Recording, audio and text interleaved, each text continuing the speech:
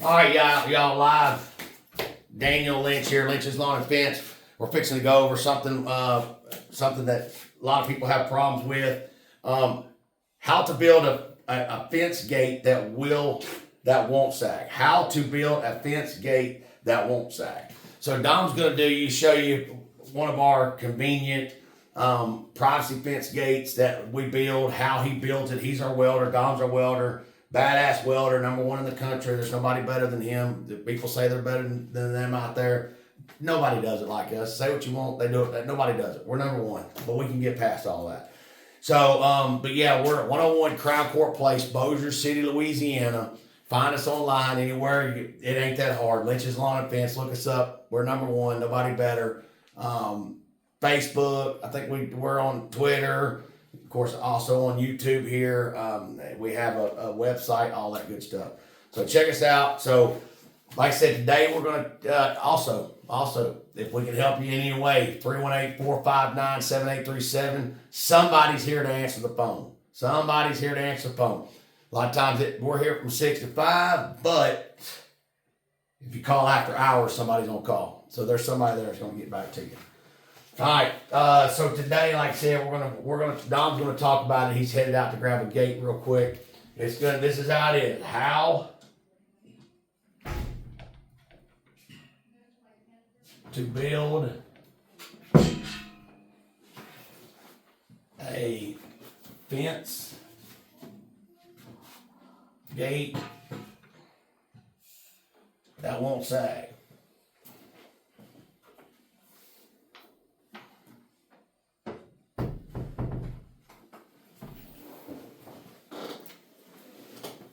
All right, so how to build a fence gate that won't sag.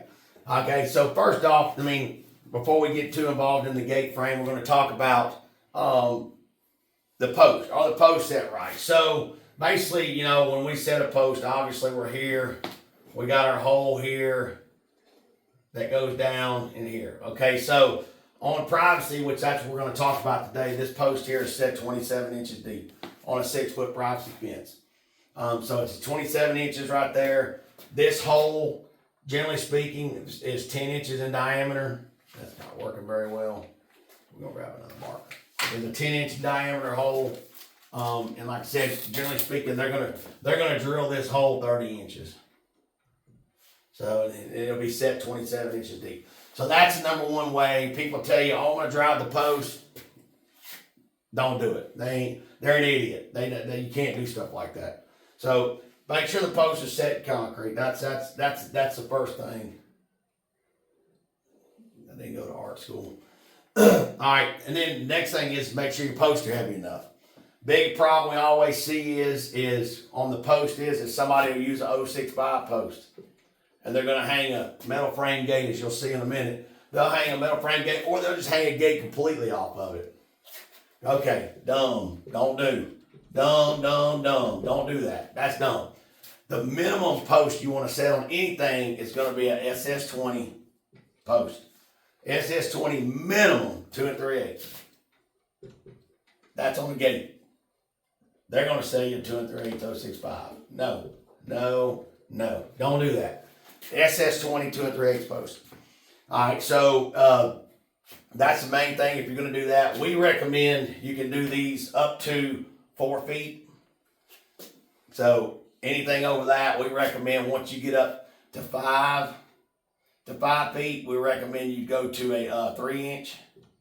And then once you get up to a 6 foot, we recommend going to a 4-inch. And of course, if you get any wider than that, we're going to get up somewhere around the 8-inch post. So, but this residential, generally speaking, we're going to stay. This is what most people see right here. You're going to see this, and that's really where we're at today.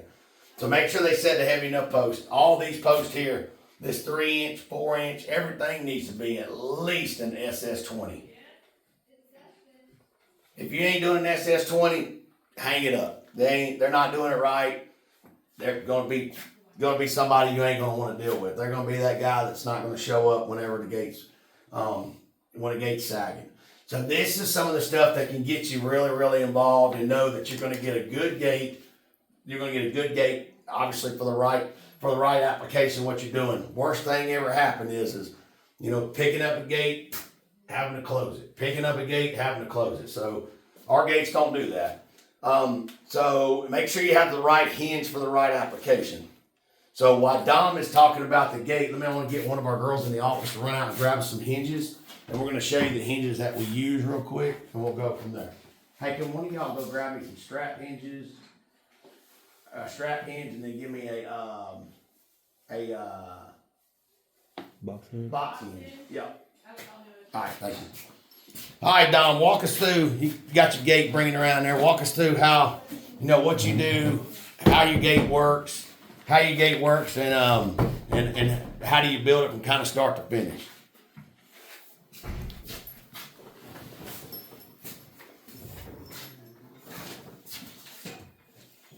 So this is my gate that I got from the yard that I had built last week that they gonna put out. This is a cedar gate. This is our truss rod. In a couple later in the years, the gate will start sagging. So what you'll have to do is it's a bolt back here on the back of the gate. What you'll do is tighten this all the way down to where it'll get back to the height of the gate. This is a 5-foot cedar gate. It's a left hinge. This one doesn't have a slope that I don't think of. Tell us about that peg down at the bottom right there, Dom. This is a 3-inch peg. It's for the box hinge that it sits. The peg rests in the gate to where the gate will swing open and close. Then they'll have a hinge right here that will connect with the gate.